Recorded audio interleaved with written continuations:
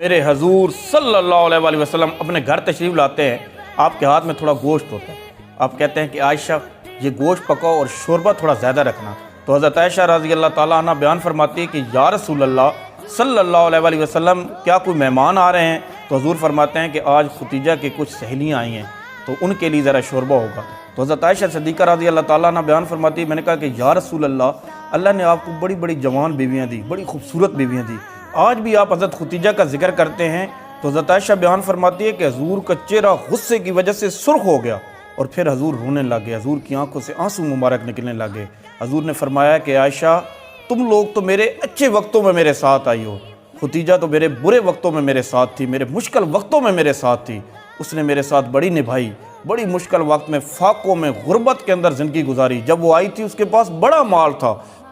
تھا، لیکن جب وہ میرے ساتھ رہی تو سارا مال چلا گیا، وہ بڑے مشکل میں تھی۔